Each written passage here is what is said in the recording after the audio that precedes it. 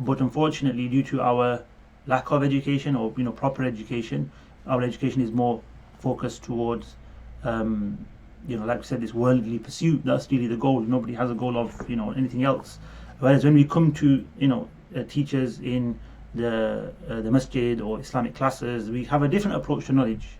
And this setting is different. It's more sacred and honourable, and it's honourable as in it's a higher purpose in life. It's not merely just to give you a skill to go and make money or to go and achieve something worldly, right? It's really a much higher goal, and these are the foundations for that. So because we haven't really been through that process, some of you may well have, alhamdulillah, those of you signed up may well have studied Islamic subjects and gone to classes on a regular basis, but some of you may be new to this whole concept. So because of that, almost distance and being far away from the tradition, we find it difficult, and we find it somewhat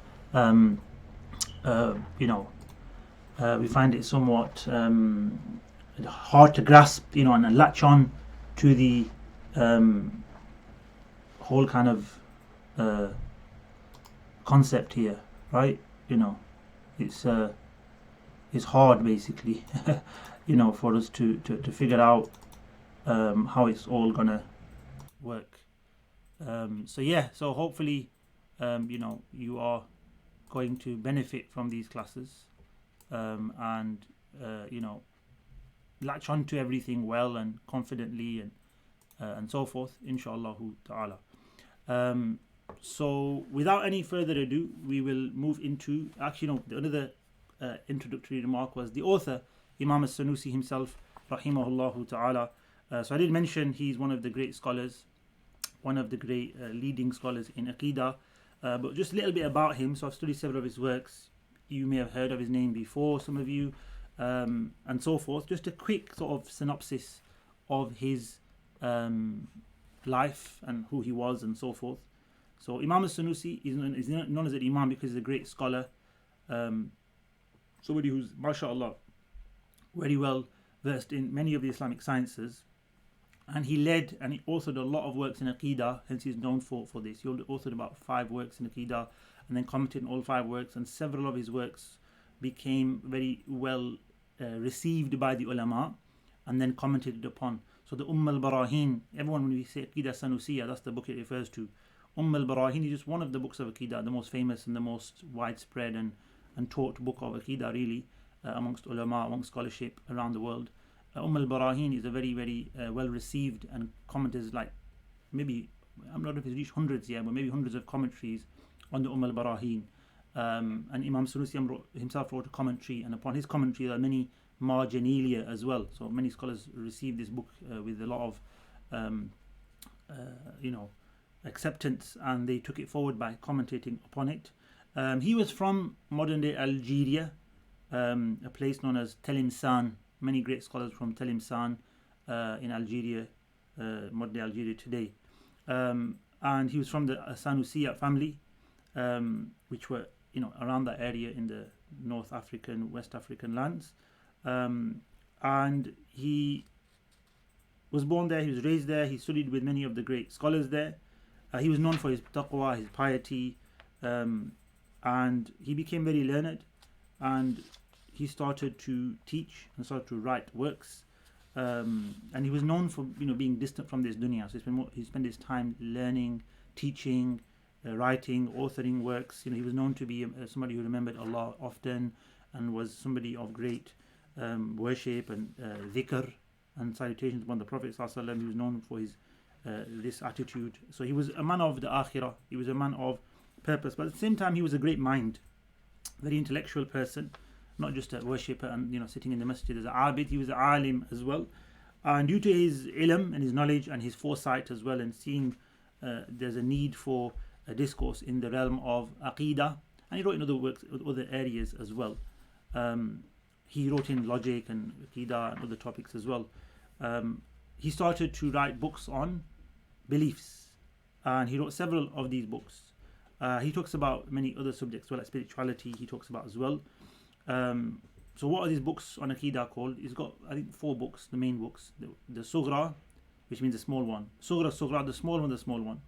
The Wusta, the middle one, and the Kubra. So he named these books as such, Al-Aqidat al-Kubra, Al-Aqidat al-Sughra, and each book has commentaries, each book has many scholars that actually took that book and commented upon it. So each book was actually received well. The one I mentioned, which was the al-Barahim, that was the most well received and the most taught after his lifetime. He wrote this book where we have with us the so if I show you the Arabic, this is the book we have. So there you can see the Arabic text of the Muqaddimaat. So we'll be going through this text on the preliminary discussions, the precursors to Aqidah, inshallah ta'ala. He wrote a commentary on this. This is the text. There's a commentary on this, and there's actually a marginalia by one of the scholars as well on this book as well. He wrote books on language. He wrote about the names of Allah subhanahu wa ta'ala, as well, and other works, rahimahullah ta'ala.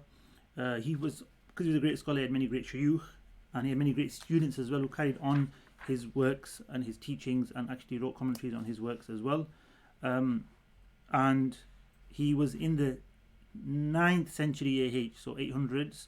He lived around that time. He passed away in 895, as this is in the book here, 895 AH. We're currently in 1441 AH. He passed away in 895 after Hijrah, end of the 9th century Hijri, rahimahullah ta'ala wa radiya anhu. And he was, seen off with a great janaza and high respect from the ulama of his time. He was regarded as somebody who was a great loss to the ummah, great loss of knowledge. Many have written in his sort of eulogies and in remembrance of him. And even today we're studying his book 500 years or so or plus later. Alhamdulillah. Like I said, I've studied a couple of his other books, and he's a scholar that's often quoted. And we need scholars, not every Muslim can learn and understand hadith, so we need scholars to tell us about hadith. Not every Muslim can understand and learn the nuances of fiqh and how rulings are made, so we need scholars of fiqh, muftis and so forth. Not every Muslim can study and understand how to defend our faith and the foundations of our faith and the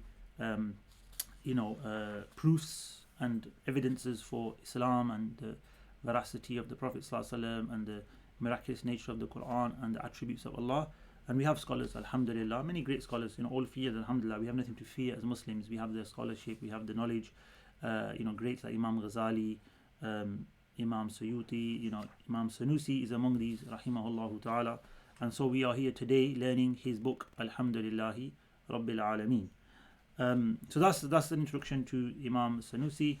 We mentioned briefly about the book. You will have now access to PDF if I change over to the English again, because that's what we're going to cover. I'll read from the Arabic for the blessings of the book, but we'll be covering the English, the translation that's been presented for you, and we'll be talking about some of the translation, the words, just to make sure our understanding is correct.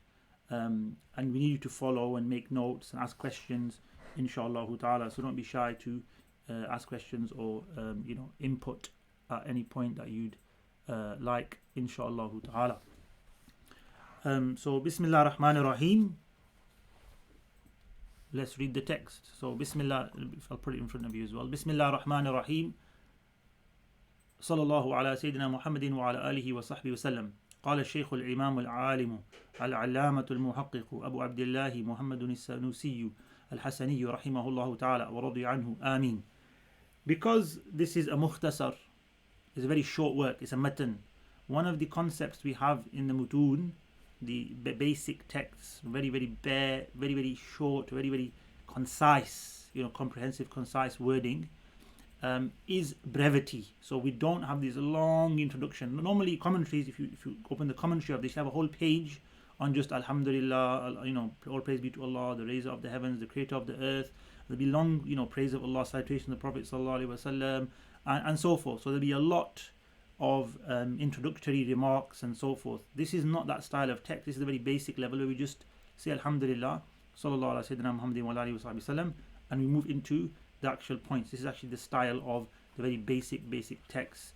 They don't go into long, introductory remarks or what is known as a dibaja. The dibaja is the introductory sort of praise of Allah, the citation of the Prophet sallallahu alaihi wasallam, kind of introductory remarks to the book and the purpose of the this book and why. That's in the commentary. So in the commentary, Imam Sanusi would have said something like, as I saw students of sacred knowledge, struggling in certain areas and the foundations to their studies needed a bit of support and help, I designed and authored this book to help them on their studies, so that when they begin the journey of seeking sacred knowledge in the field of Aqidah, they have a strong foundation and have no gaps, and the things that they learn are, and then he would have started his book, right? So these are all comments that the commentary would add on, but he just wanted to present the actual things you need to learn. So if we then read on, it says, Alhamdulillah, so Alhamdulillah, Al-Hukmu Ithbatu Amrin aw Nafyuhu, wa yanqasimu ila thalathati aqsam. So in English, he says, the precursor discussions by Imam Muhammad ibn Yusuf al-Sanusi al-Hassani, the Imam and great scholar Muhammad al-Sanusi al-Hassani, may Allah have mercy upon him and be pleased with him, said, all praise be to Allah, the hukam, the ruling, verdict, judgment, is ithbatu amrin or nafyuhu anhu, is establishing an affair or affirming an affair or negating of it. وَيَنْقَسِمُ إِلَى ثَلَاثَةِ أَقْسَامٍ, it is categorized into 3 types. So first of all, we have to understand the concept of a judgment. It could be legal, it could be otherwise. The 3 categories are coming next. So when we say a ruling, a judgment, a verdict is there as well, a hukam in Arabic. What hukam is this? What's the hukam of this, right? We can ask in different ways, but hukam means ruling. Like hukam means what is the outcome of this? What do we do in this situation? That actually can be of 3 categories. Of course, the most commonly used, I think most of you would have thought, oh, is it halal or haram, right? That's most commonly how hukam is used in terms of everyday language. That's on the fiqh area, which is one of the categories. However, we're not going to be studying that, or we will mention that very briefly at the beginning and then just leave it. We're going to be studying the rational judgment, the aqli. We're going to study about doctrine and faith and what we believe in Allah and so forth. So we're going to talk about that much more in detail, and that's what the Aqidah books talk about in much more detail. The legal, the Shari'i rulings, that's in fiqh. So you study usul fiqh, you study fiqh and qawaid fiqhiyah, fiqh principles. That's where you learn about legal judgments, right? And the custom is also something we'll be talking about heavily within our studies. I'm just jumping ahead, but let's just step back and talk about hukam. So in perception of things, in understanding things, there's 2 levels, okay? The 2 levels of understanding something are called tasawwur and tasdeeq. And I'm going to get a book that I like. It's called The Trivium by Maryam Joseph. And she has the English. So the problem with this is I've not visited the English terminologies of these things for a while. So do bear with me, inshallah ta'ala. So this is, I don't know if you can see that, the Trivium of Sister Maryam. I say Sister Maryam Joseph. She was a nun, right, and a very learned lady, and she wrote this book. There, that's to get the light out of there. The liberal arts of logic, grammar, and rhetoric. So logic is where this kind of stuff is going to be relevant to us. Grammar is English grammar, and rhetoric is English rhetoric. But the logic is very much universal, Aristotelian logic and derivation and common understandings and so forth. So this is something that I'm probably going to use. I don't know if I've got the right pages here, but or where I'll find this, what I'm looking for. But let's see if I can.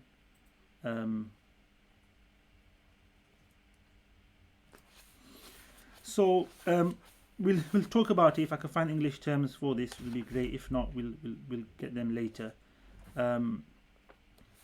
So the first level of perception or understanding something is on a individual level where there's no relationship. So basics, right? Simple understanding, not a connective or relationship understanding. And what does that mean? If I said to you apple, if I said to you house, objects, basically concepts without any judgment, right? Without any assertions, okay? It's just a concept in of itself. This is in Arabic called tasawwur, and in English I would say perception of something, or perception can be of many things, but you could say something like a concept, right? Understanding a concept, not a connection or an assertion, but just a concept in of itself. So that's the first level, and you all understood those words, right? We can conceptualize and figure out what man, woman, tall, short. There can be descriptions, they can be objects, red, yellow, blue, right? It can be different things, whether they are a body in itself or a description of a body, but they are singular words, right? In the sense they are, singular concepts. That's the first level of perception. That's not a hukam, okay? That's not a judgment. That's just the basic level. That's basically your vocab, right? That's basically terms we have. Terms is a good word. Because remember, we have to come to terms with each other, right? We have to understand terms. If you use a term with me, what does this mean? We'd have to come to terms, right? That's where it comes from, by the way. Come to terms, I come to an understanding. We understand what a word means. When a word is used in a meaning, it's a term. When it's used as a symbol, it's orthography, it's writing, it's spelling, right? So you can look at a word in different ways. So what does it mean? It's the term. How is it used? It's different impositions to a word. How we look at a word. So the second level of looking at words now is not just a singular word, but it's to combine words together. When we combine words together, we make judgments. This is where we get the verdict or the ruling from. So when we say, now if I said to you that an apple is red, I've not just understood the concept of an apple. That's one thing in my mind. That's a tasawwur, conceptualization. I've said red as well. That's a conceptualization. But the fact that I have attributed and affirmed red to an apple is a affirmation of something to something else, which is a verdict, a ruling, what we call a tasdeeq in Arabic, or a assertion. It could be a negation as well. So as you can see then in the definition, it says it could be a negation. So I could say the apple is not a cube. Yeah. So now again, you understand the meaning of cube, you understand the meaning of an apple, and you now understand the relationship between an apple and the cube shape. It's negated. It's not that. That's not the case. Okay. So this is the basic level of understanding, perception, and how things are related together. I will actually keep that for later. So this is what a judgment is. Now that judgment that I've been talking about is just everyday things, right? We could talk about it from a mathematical perspective, logical perspective, and so forth, right? So once we've understood what a hukam is or a judgment is, we can then start looking at where we get judgments from. What are the source of our judgments? And when we make a judgment, how does it come about? Okay, so let's go into that then. So as you can see, it says it is categorized into 3 types. Okay, in terms of the Arabic, if you go further down, it says وَيَنْقَسِمُ إِلَى 3 أَقْسَامٍ شَرْعِيٍّ وَعَادِيٍّ وَأَقْلِيٍّ. Right, so 3 categories: شَرْعِيٍّ, عَادِيٍّ, and aqliyin, which in English means legal, customary, and rational. So legal is basically in accordance with the Sharia. There we go. And customary is in accordance with the repetition, as we're going to learn, and rational is rational. So number 1, legal. So in Arabic it says shar'i, if we go to the Arabic there. So it says shar'i here in the Arabic. The second one is adi, the customary, and the third one is aqli. So you should be able to see that. Let's go back to the English because that's what we want to do. And how do we get to these rulings? So first of all, what is the source? It depends on the source of your judgment. So if we can't get to a ruling or a judgment or a verdict except by revelation, except by Allah subhanahu wa ta'ala, except by the Sharia, that's a Shari'i ruling. And Shari'i is here translated as legal, because it could be any law code. For us it's the Sharia of Islam. For the Christians it'd be the Bible and the Torah for the Jews, and any code of life really. So even the British law is a form of rulings and verdicts and laws we have to follow, but that's based on man-made kind of whatever sources they used. For us, so there's that's the source of a judgment, a convention, a coming together, an agreement, or a ruler, a lawgiver, a lawmaker, which is Allah subhanahu wa ta'ala in terms of the Sharia. Hence is mentioned here as Sharia.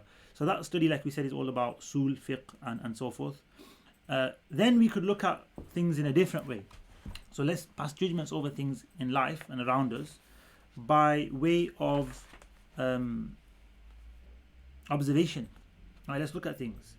And when we look at things, And if the intellect alone can discern things, in other words, we don't need any help from anything else. We don't use anything else. We just use the intellect alone. It's purely rational, intellectual kind of approach. 1 + 1 = 2, right? Then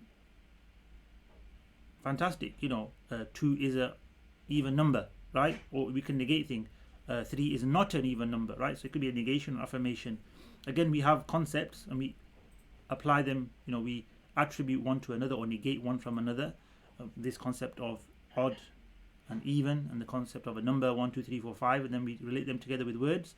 That is a judgment. And where did that come from? It came from rational thought, from our minds. Humans have always developed this understanding. It's a God-given faculty, right? So we use our rationale, we use our intellects, rational, intellectual judgment, right? So that's the second one, right? Or that's the third one, actually. We're going to the third one. If, however, we also, or we make rulings and judgments and give verdicts on something, so one thing to another, by way of not just the aql alone. We actually, if we just had our intellects but nothing else, we wouldn't make these judgments.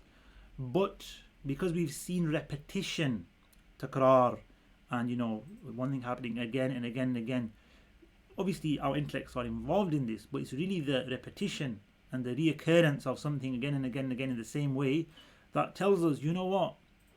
When there's a fire, there's this heat that comes from it and it burns. Every time I've witnessed a fire, there's heat that comes with it. So fire and heat, what's the relationship between them? I'm going to judge, I'm going to make a decision, I'm going to give a verdict in my life and my understanding that fire burns. And every time I see a fire, I know that thing there will burn. I can judge that burning and I can say fire burns. Based on what? Just the intellect alone. So if you had never seen a fire before, and you never had the concept of fire burning before, you just saw fire and you just saw the act of burning, just by way of intellect you could not connect those two things. It's because you've witnessed mushahada, you've seen fire burning, but you felt it maybe, right?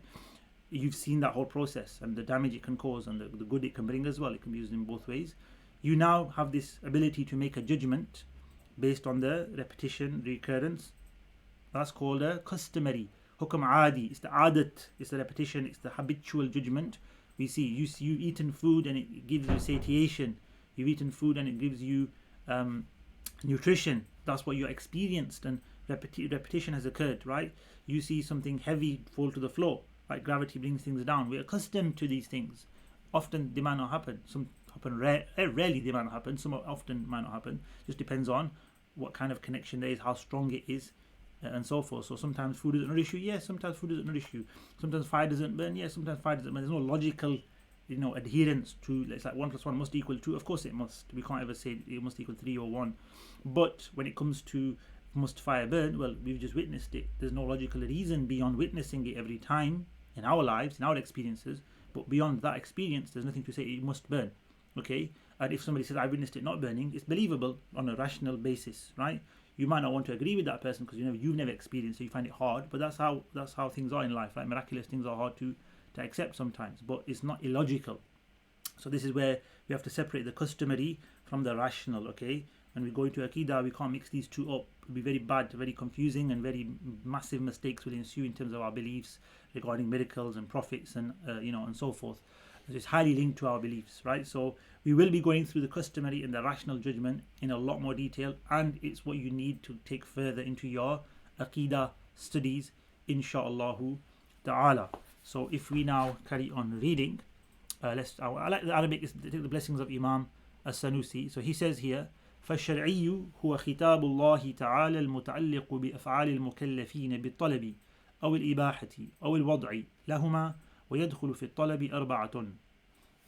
The translation of that is, as for the legal ruling, it is the directive of Allah. So the khitab, the addressing, Allah addressing someone or something, which is, as is mentioned, which is connected to the actions addressing us, to the action of those responsible, mukallafina. So we're the mukallafs, we are given taklif, and we are tasked with certain actions, either to do them or to refrain from them. So it says by requesting something to be done, or permitting it. So permission is not a request. So request could be to do, the request could be to abstain, and there's permitting, or establishing either of them, or there could be certain directives of Allah which are not about requesting us or permitting us, but they're actually establishing one of the previous two, either of them. Either they establish a request or establish a permission, but it's prior to that. The actual request or permission is separate to what is used for them. So it said that in the Arabic as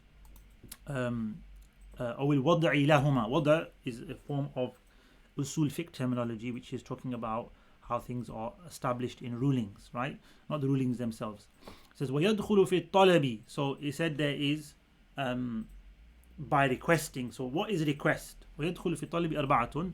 In requesting, including requesting in demanding an action, are four things. Because we're not talking about beliefs, talking about actions, because it says to the actions of the believers, right? Actions of those made responsible. So we're going to sidetrack a little bit. It's not really a sidetrack, it's part of the book, but it's all about fiqh now, and the concept of rulings and how they work.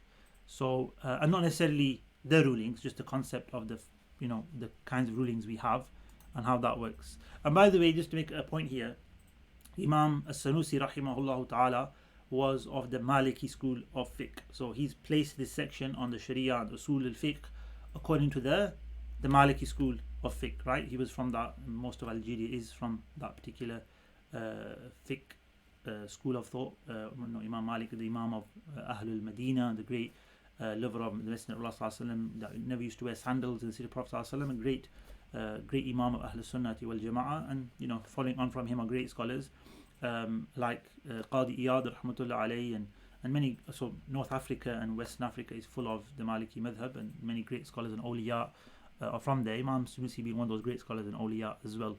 So when we go into this detail, it's going to be based on the Maliki school of thought. Just bear that in mind. So it says there are four: al-ijabu arba'atun, al-ijabu, wal-nadbu, wal-tahrimu, wal-karaha. Those are four things which have a demand or a request in them.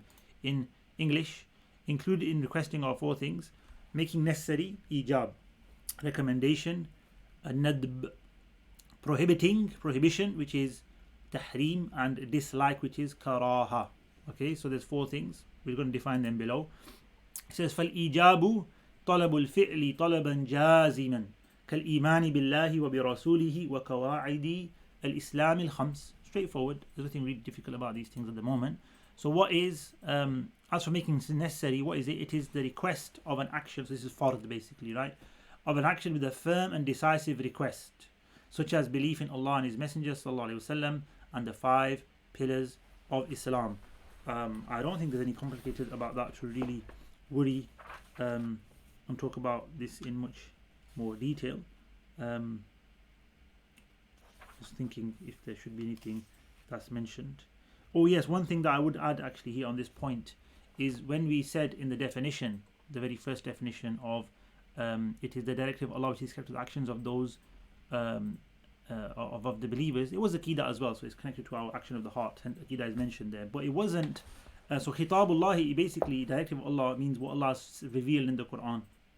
Talking about what's in the Quran, right? So in the Quran and Sunnah as well, on the tongue of the Prophet ﷺ, that's a directive towards us. So those that address that discourse towards us can affect us in different ways. One is what is mentioned there. It could tell us to do something or request us or allow us. But also some of the information, the revelation we have doesn't tell us to do anything. It tells us about Allah subhanahu wa ta'ala. So it tells us about our beliefs. In certain ayahs it tells us to believe. It tells us to believe in Allah. But in certain ayahs it tells us about Allah. Allah is this, Allah is so and so. La ilaha illallah, for instance. That's not telling us anything. That is saying Allah is one. There's no other God. In some ayat of the Quran, some of the directives, the address of the Quran and the Sunnah, it contains Allah's action, so not His attributes, but what He does. خَالِقُ كُلِّ شَيْءٍ, He's the creator of everything. خَلَقَ السَّمَاوَاتِ وَالْأَرْضَ, He created the heavens and the earth. In some of the revelation, we have what Allah will do in the future. So again, related to His actions, but more so to do with objects, like how Allah will make the Day of Judgment happen and the mountains will crumble and so forth. These are Allah's actions to come. This is what Allah is telling us the world is going to occur. That's not an action we have to do something or abstain from something. That's not about our actions. And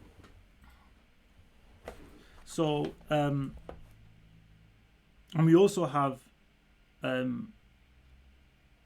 revelation. You could go further and further, but one that comes to mind is talking about us, not as in our actions, but in ourselves. So again, creation of Allah, it really is.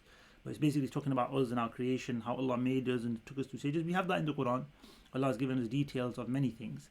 So what we look at when we talk about the legal ruling is those ayat of the Quran that are directed at our actions, or that set up rulings for our actions, right? So we'll talk about what that means in a short while, inshallah ta'ala. Before that, we have to go through the 4 things which are necessary. And the first one we said was ijab, which is something which is necessary and must be done. And that can be both in terms of doing something, and then opposite of that would be, as it was going to mention, not doing something, right? Prohibition. So if we go back to that, and it says, as for recommendation, it is recommendation is a request. It is the request of an action with a non-decisive request, such as the sunnah prayers of Fajr and the like. So in the Arabic, we have والندب هو طلب الفعل طلبا غير جازم كصلاة الفجر ونحوها. Okay, just take that further up for you. So nadab is another word for istihbab or mustahab and so forth, sunnah, etc. Nadab is a level of recommendation. It's the word used. A mandub is used often as well. It is the request, we just read in English. It is the request of an action with a non-decisive request. غير جازم. In other words, you're not required to do it as a must, as an obligation. It's recommended, it's requested, but it's highly emphasized. It's emphasized. Such as what? Such as sunnah prayers of Fajr and the like, right? Such as doing dhikr of Allah subhanahu wa ta'ala, reading more Quran, doing tasbih, sending salutation to the Prophet sallallahu alaihi wasallam. There's a level of obligation, but there's all these extra acts of worship which are mustahab. Praying your sunnah prayers is one of them. Fasting nafil fasts, which you could have done today. Those of you who are lazy, may Allah forgive you. Those of you decided, just before Ramadan, let's get a Monday sunnah fasting. Alhamdulillah, fantastic. You got Thursday as well. Please do try to fast on these blessed days before Ramadan, inshaAllah ta'ala.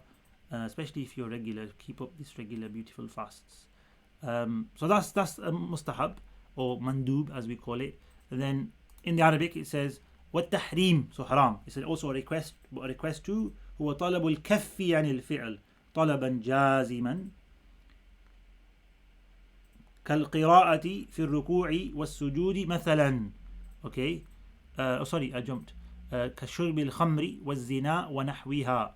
Right, so in translation of that, as for prohibition, it is the requesting to abstain. So we're here just for those of you who are wondering where we are.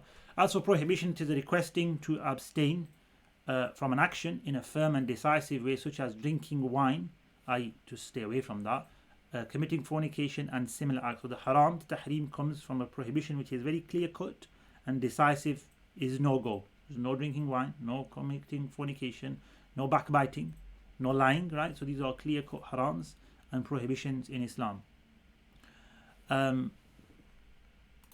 As for karaha, والكراهة هي طلب الكف عن الفعل, also to abstain from doing an action, but طلبا غير جازم, that is not a decisive, clear cut, full on prohibition or a request to abstain. كالقراءة في الركوع والسجود مثلا. So there's hadith that tell us we shouldn't recite Quran and in our ruku and sujood. So as for the dislike, it is the request to abstain from an action in a non-decisive way, such as reciting the Quran in bowing and prostration, right? So to recite the Quran in your ruku and sujood is disliked, it's makruh, and according to all the scholars it's makruh. There's a hadith clearly indicating that, so please be aware of that. Don't read Quran in your ruku and sujood, right? This is not somewhere where you should read Quran. The Prophet prohibited that, sallallahu alayhi wa ala alihi wa sahbihi wa sallam. And then he says, as for permitting, so we've done the concept of talab, is talab al-fi'li or al-ibaha. So talab was 4 things. As for ibaha, he says amma al-ibaha, which is 1 thing. He says فهي إذن الشرع في الفعل والترك معا من غير ترجيح أحدهما على الآخر كالنكاح والبيع مثلا. Right, so what does that mean? As for permitting, then it is the permission of the legislator, the idhn, you've got permission here, is permitted. Idhan and ibaha are similar, right? Of the legislator, of the shara, the lawgiver, to do an action, fi'lu shay'in, or tarkuhu, or leaving it, either are the same, in other words, without giving predominance, any favor, any emphasis to either side, to one above the other, one of the either leaving or doing is equal. It's just mubah, it's allowed. Such as marriage, according to Imam Sanusi, marriage is a mubah. You don't have to get married, it's not recommended. This is opinion, by the way, right? Some might say, oh, it's a sunnah, it comes under recommendation. Yeah, you could say that. So Imam Sanusi, Maliki madhab, they differed over these things, whether nikah is mubah or is sunnah or mustahab, etc. Of course, for somebody in a situation where to be chaste, they should get married. But he's talking here about normal, no reason to get married. Well, let's say second marriage. Is second marriage sunnah or mubah? There's a big discussion over that one, by the way, as well. Some scholars said it's sunnah, so get married second time is recommended. Some said it's mubah, it's allowed. You don't have to, you shouldn't, it's not encouraged. But again, that's normal circumstances. And buying and selling could be required, but in general, buying and selling is something you can do. Talking to your friend about something, about your studies, just not a conversation. It's mubah. There's nothing for you, against you. There's no reward or punishment in either side. So these are mubah things, right? Just examples they're given, right? More detail of that would be in usul fiqh and how that works, and so forth. So that was ibaha.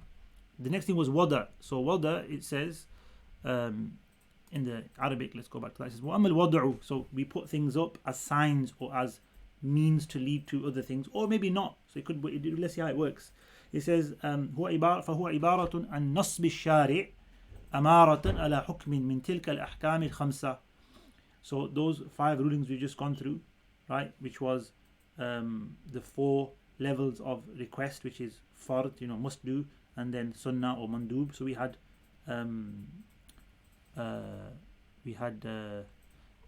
ijab, which wajib. So wajib in the Maliki madhab is usually used for fard as well, by the way, right? So Hanafis are different in that, but they only have that category. So the fard wajib level, the recommendation level, the haram level, makruh tahrim in the Hanafis, and then the just dislike level with no sin, the makruh, and then permission and permissibility. Those are 5 rulings. So the wada for them, the signs for them, if you like, that's what it says. It says ibarat nasb shari, the shari putting forward amara, a sign for one of the previous rulings. Hukm min tilka al-ahkam al-khamsa. What are these 3 signs or effective factors?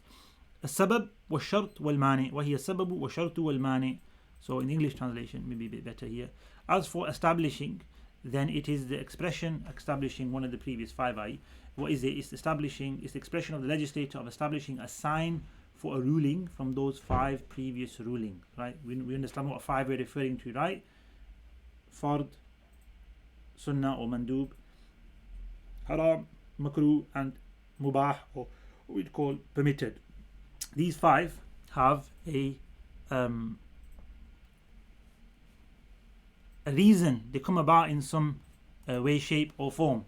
So what is the reason of them coming forward? How do we get to them? We have asbab, causes, we have conditions, shurut, and sometimes we have preventive factors that stop it from happening, which is mawani.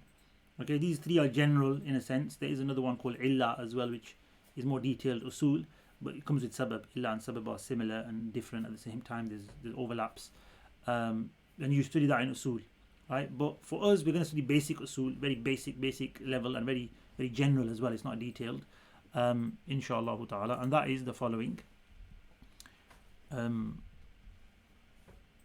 So it says regarding the first one, which is a sabab. فَالسَّبَبُ, what is a sabab? What is a shart and what is a mani? So we're going to go through these. It says فَالسَّبَبُ مَا يَلْزَمُ مِنْ وُجُودِهِ الْوُجُودُ وَمِنْ عَدَمِهِ الْعَدَمُ لِذَاتِهِ كَزَوَالِ الشَّمْسِ لِوُجُوبِ الظُّهْرِ, which translates to,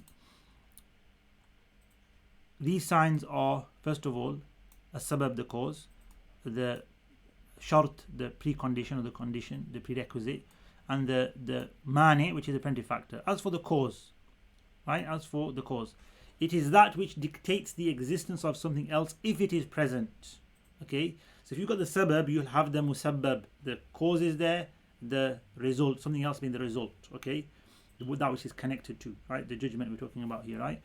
And a lack of existence of something else, of the other thing, if it is absent. So you don't have the sabab, you can't have the result. So if you have, example, the decline of the sun, you've got Zuhr. If you haven't got the decline of the sun, you can't have Zuhr yet. Okay, so right now we've got Zuhr because it's 3 p.m. in the UK. So the Zawal al-Shams, because Zawal al-Shams has occurred. Now that's the sabab, you've got Zuhr. Okay, if that hadn't occurred, which is outside of this time, you haven't got Zuhr yet. So at 11 o'clock in the morning, 12 o'clock, as you're getting ready for the class or you're doing your stuff, there wasn't Zuhr time. There was no obligation to. There was no sabab for Zuhr. So a lack of sabab, lack of cause, means a lack of the result. Something else here is the result.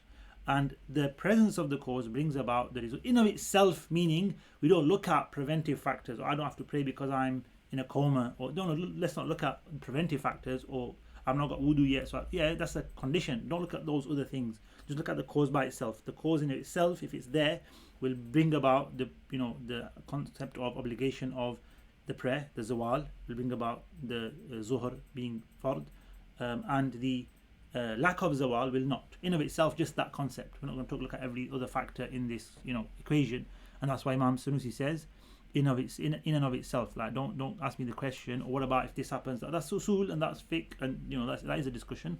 But Imam Sanusi is just defining a sabab and just letting you know what it is for your benefit, right? So what other things are sabab? So for instance, to have the nisab for zakat, right? So if you have a certain amount of wealth, you have to give zakat on it. The sabab is there. Now, of course, there are shurut, which is the hawalan al-hawl and all things like this, right? Which means the passing of the year, and so forth. But for our concept, we're just going to stick with the basic level of, understanding a sabab as this results in that. Okay, like for instance, the nikah. What's sabab the nikah? The contract, the ijab and qabul. I marry you for this much dowry. Do you accept? Yes, I accept. I'm your wife. I'm your husband. It's all done and dusted.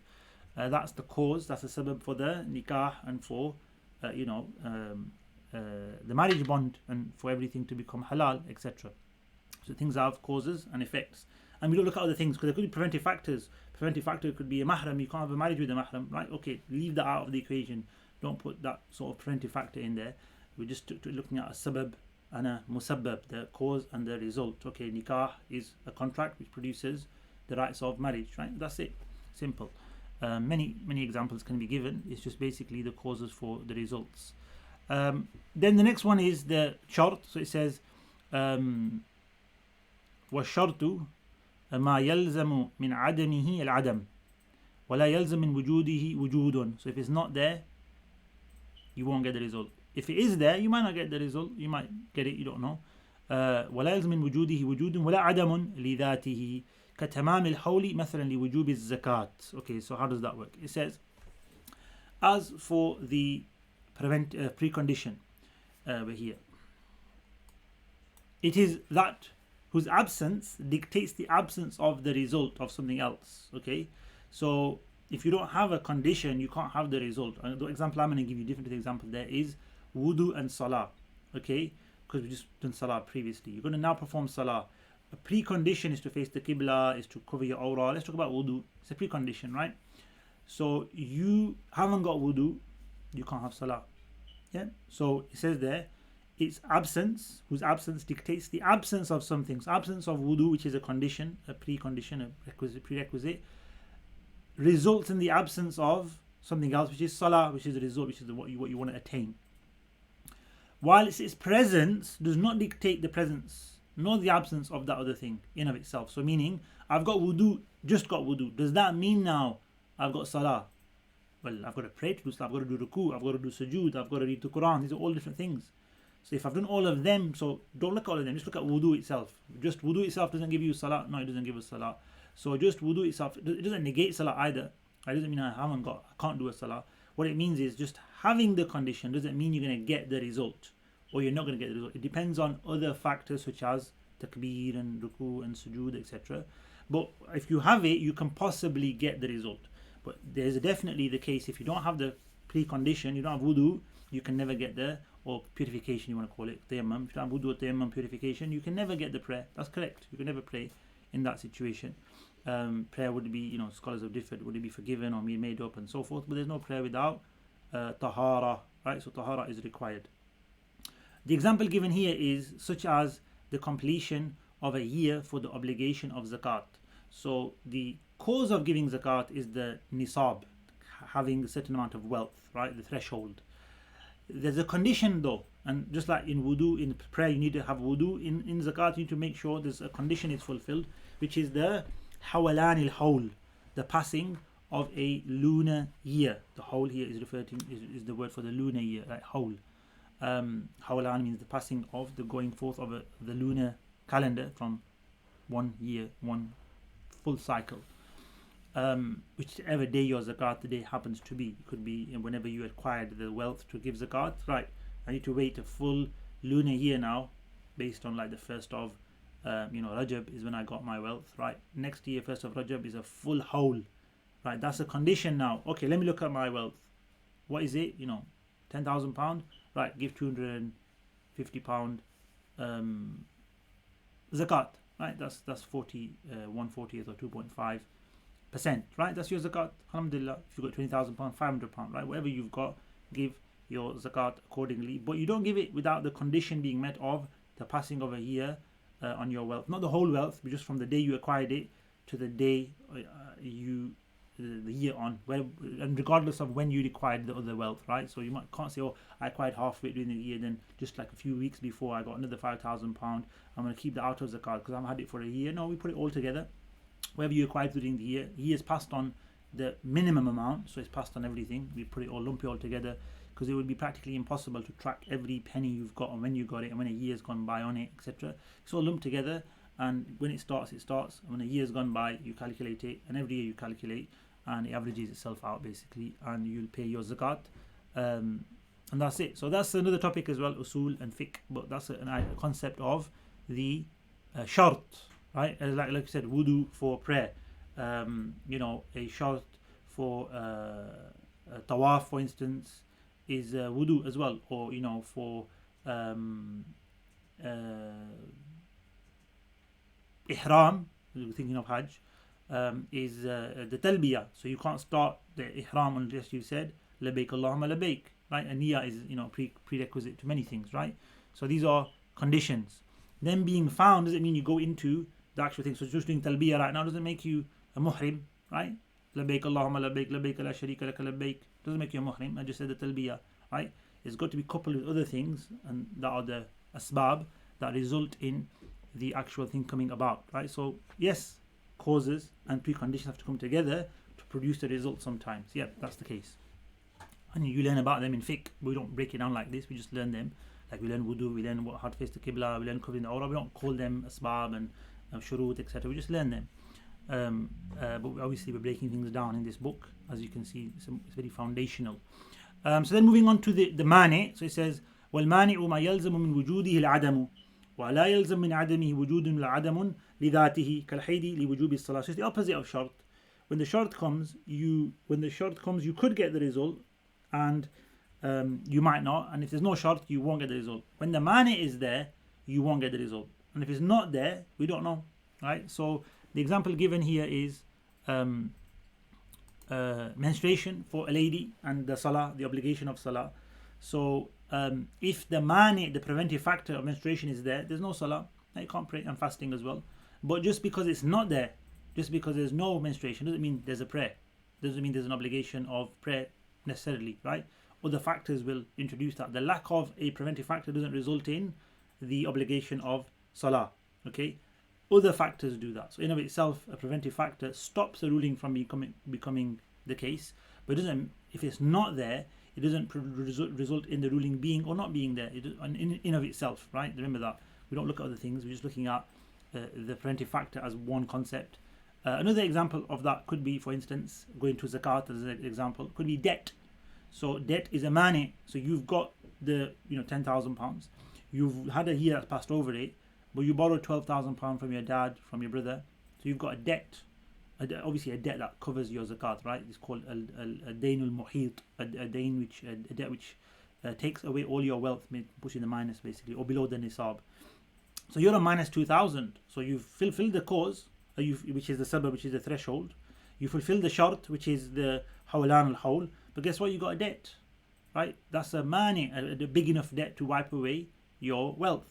So now you don't have to give zakat. So if a mani is there, which is a big debt, what they call the encompassing debt, not just a small. If you've got a debt of 1,000 or 2,000, it's going to reduce your zakat, not take it away. If you've got a debt which is so big it takes away, it minuses all your wealth, then you are no longer zakat. You actually can take zakat. Right? If you're in minus, you're actually poor.